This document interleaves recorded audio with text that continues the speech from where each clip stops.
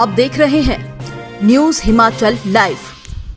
नमस्कार, स्वागत है आपका फटाफट खबरों में। आज का बुलेटिन आप देख रहे हैं सोनल ठाकुर के साथ।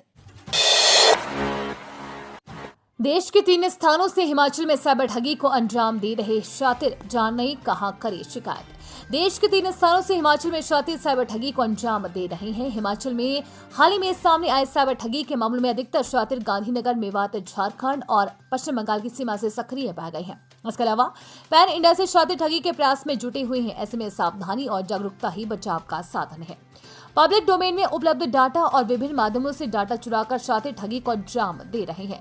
शातिर डर और लालच दिखाकर लोगों को अपने झांसे में ले रहे हैं। एक बार धनराशि हाथ में आने के बाद शातिर फिर दोबारा संपर्क नहीं कर रहे हैं।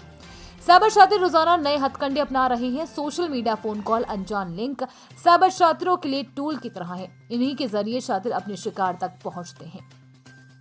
सूबे में स्वास्थ्य क्षेत्र भी साइबर शातिरों के निशाने पर है। सेवानिवृत्त कर्मचारियों को भी शातिर अपने झांसे में लेकर अलग अलग तरीकों से धनराशि ठगने में लगे हुए हैं। शातिर आपस में कनेक्ट होने के साथ पुलिस को चकमा देने में माहिर है। चंदा खातों में आई राशि को तुरंत खुर्द-बुर्द करने के लिए आगे खातों में ट्रांसफर कर रहे हैं। ऊना में प्रशिक्षु इंजीनियर ने चुनरी से फंदा लगाकर की आत्महत्या, जाने क्यों उठाया खौफनाक कदम। नगर परिषद ऊना के वार्ड नंबर 10 बेहली मोहल्ला में 17 साल के एक प्रशिक्षु इंजीनियर ने मौसी के घर में चुनरी से फंदा लगाकर आत्महत्या कर ली। जब रिश्तेदारों को घटना का पता चला तो दरवाजा खोलकर उसे नीचे उतारा। तब तक उसकी मौत हो चुकी थी। पुलिस को घटना की सूचना दी गई। युवक की पहचान पंकज निवासी कल्याणा बड़सर हमीरपुर के रूप में हुई है। पुलिस के अनुसार नाबालिग पंडोगा के एक निजी इंस्टीट्यूट से बीटेक कर रहा था। बताया जा रहा है कि परीक्षा परिणाम में फेल होने पर उसने ये खौफनाक कदम उठाया है। पंकज के माता पिता भी यहाँ आए हुए थे। माता पिता खाना खाने चले गए और पंकज अपने नीचे वाले कमरे में चला गया और बाद में परिजनों की ओर से बार बार आवाज लगाने पर जब वो नहीं आए तो खिड़की से देखा तो वो फंदे से झूल रहा था। पंकज के पिता दुकानदार है और माता गृहिणी है।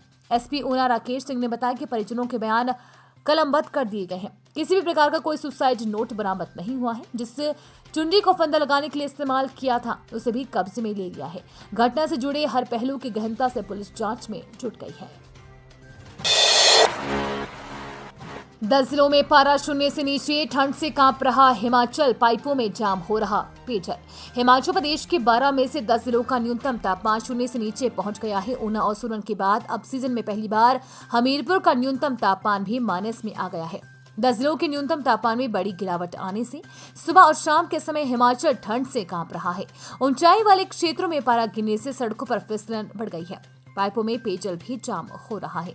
हालांकि दिन के समय मौसम साफ रहने के साथ धूप खिलने पर तापमान में बढ़ोतरी हो रही है। आगामी 1 सप्ताह तक प्रदेश में मौसम साफ बना रहने का पूर्वानुमान है। जिला कुल्लू, लाहौल स्पीति, चंबा, शिमला, मंडी, किन्नौर, ऊना, हमीरपुर, सोलन और बिलासपुर के कई क्षेत्रों में न्यूनतम तापमान माइनस में पहुंच गया है।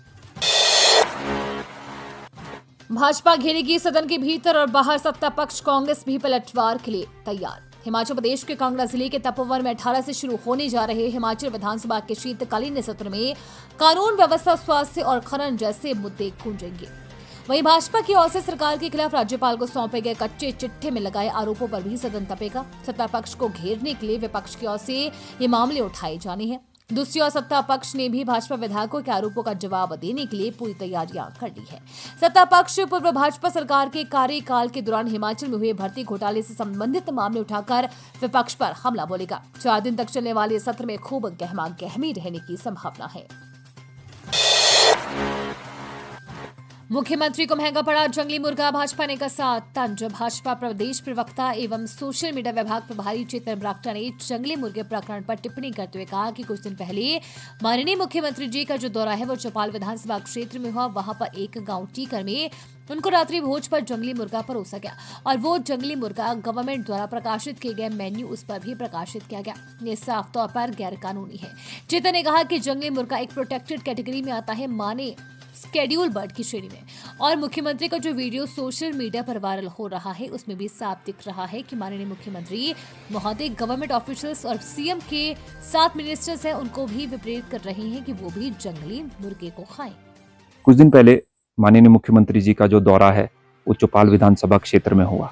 वहां पे एक गांव टिक्कर में उनको रात्रि भोज पर जंगली मुर्गा परोसा गया और वो जंगली मुर्गा जो गवर्नमेंट का जो मेन्यू है उस पर भी उसको प्रकाशित किया गया, जो साफ तौर पर गैर कानूनी है।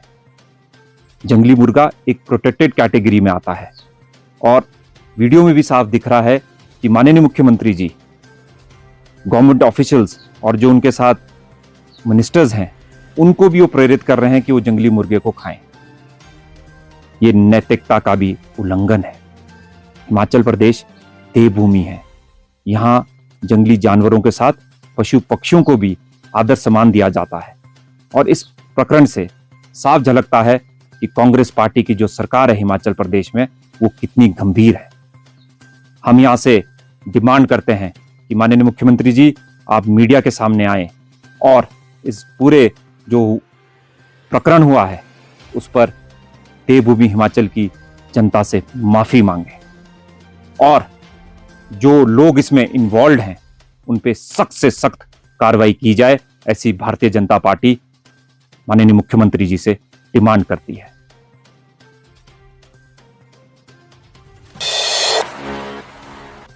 बटवाड़ा के किसानों के लिए गोष्ठी का आयोजन विकास खंड सुंदरनगर के कृषि प्रौद्योगिकी प्रबंधन अभिकरण आत्मा द्वारा ग्राम पंचायत बटवाड़ा के पंजोलट में प्राकृतिक खेती पर 1 दिवसीय किसान गोष्ठी का आयोजन किया गया। इस कार्यक्रम में लगभग 70 से 75 किसानों ने भाग लिया। गोष्ठी में आत्मा अधिकारियों द्वारा किसानों को प्राकृतिक खेती की विस्तार पूर्वक जानकारी दी गई। इस प्रशिक्षण कार्यक्रम में जिला मंडी के परियोजना निदेशक डॉक्टर राकेश पटियाल तथा उप परियोजना निदेशक डॉक्टर संजय ठाकुर ने किसानों को प्राकृतिक खेती करने के लिए प्रेरित किया तथा प्राकृतिक खेती से किसानों को होने वाले लाभ से अवगत करवाया। उन्होंने कहा कि प्रदेश सरकार किसानों के उत्थान के लिए विशेष कदम उठा रही है तथा प्राकृतिक खेती को बढ़ावा देने के लिए विभिन्न योजनाएं चलाई जा रही है। इस कार्यक्रम में ग्राम पंचायत प्रधान व खंड कृषक सलाहकार समिति के सदस्य निशा देवी तथा बटवाड़ा पंचायत के उन्नतशील किसान उपस्थित रहे। हमारी हिमाचल की जनसंख्या आज की डेट में अभी सर्वे नहीं हुआ लेकिन 90 लाख के आसपास है ना। तो 30 लाख लोग उस वक्त भूख से मर गए थे बंगाल में तो बांग्लादेश में सारा भारत में 1942 में तो सारे जो है वो 30 लाख लोग मर गए थे भूख से। तो साइंटिस्टों ने सोचा भी जब प्राकृतिक खेती की बात कर रहे हो तो हमने प्रकृति के साथ मतलब जो जैसे नेचर में हो रहा है ना जी उसको जोड़े दो। हम पढ़ाई लिखाई कर गए ना जी, हम इंटेलिजेंट हो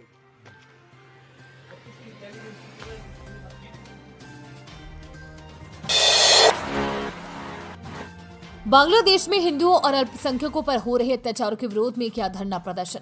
शुक्रवार को हिमाचल डेमोक्रेटिक फ्रंट के तत्वाधान में बिलासपुर जिला मुख्यालय पर बांग्लादेश में हिंदुओं और अन्य अल्पसंख्यकों पर हो रहे अत्याचारों के विरोध में धरना प्रदर्शन किया गया। साथ ही उपायुक्त के माध्यम से महामहिम राष्ट्रपति को ज्ञापन भी प्रेषित किया गया। शहर के डियारा सेक्टर में स्थित नगर परिषद के परिसर में धरने का आयोजन किया गया, जहां विभिन्न हिंदू संगठनों के पदाधिकारी और अन्य लोग शामिल हुए। इस दौरान विशेष रूप से आमंत्रित विभिन्न वक्ताओं ने अपने विचार रखे। उन्होंने कहा कि बांग्लादेश में अल्पसंख्यक समुदाय पर हिंसा और पीड़न की बढ़ती घटनाएं चिंताजनक। मैं विजय शास्त्री, हिमाचल डेमोक्रेटिक फ्रंट जिला संयोजक बिलासपुर जिला। आज अपनी यह जो आक्रोश रैली हो रही है, यह बांग्लादेश में जो हिंदुओं को मारा जा रहा है, जलाया जा रहा है, काटा जा रहा है, मंदिरों को तोड़ा जा रहा है और हमारे पूजनीय संतों को झूठे आरोपों में फंसाया जा रहा है, उन्हें गिरफ्तार किया गया है और जो उनका पक्ष लेने वाले हैं उन वकीलों को भी मारा जा रहा है और कहीं तो एक तो मारे भी गए और दूसरे घायल अवस्था में पड़े हैं। ऐसे हिंदू समाज की रक्षा के लिए मैं संपूर्ण हिंदू समाज से पूरे भारतवर्ष में आह्वान कर रहा हूं कि हम सब इकट्ठे होकर के उन हिंदुओं की रक्षा के लिए सरकार के समक्ष यह आवाज उठाएं कि सरकार पुरजोर तरीके से और बांग्लादेश पर दबाव बनाए कि जो वहां अल्पसंख्यक हिंदू हमारे भाई हैं उनकी सुरक्षा रक्षा सुनिश्चित की जाए और जो उनको मारा जा रहा है, काटा जा रहा है, उसको तुरंत रोका जाए। भारत सरकार बांग्लादेश सरकार के ऊपर दबाव बनाए और साथ में हमारा हिंदू समाज जो सोया हुआ अभी भी सोया है वो जाग जाए और हिंदू समाज को हिंदुओं की रक्षा के लिए अपने आप भी खड़ा होना पड़ेगा। आज हम इस अपनी रैली के माध्यम से जिलाधीश महोदय जी को ज्ञापन देंगे और इस अपने कार्यक्रम में हिमाचल डेमोक्रेटिक जो फ्रंट है उसके कार्यकर्ता, कई पंचायतों के कार्यकर्ता, महिला मंडलों के कार्यकर्ता, संस्कार सोसाइटी, संवेदना संस्था, देवभूमि संकट समिति, ऐसे अनेकों बंधु जन अपने आए हैं, वो सब जो है अपने अपनी संस्थाओं की ओर से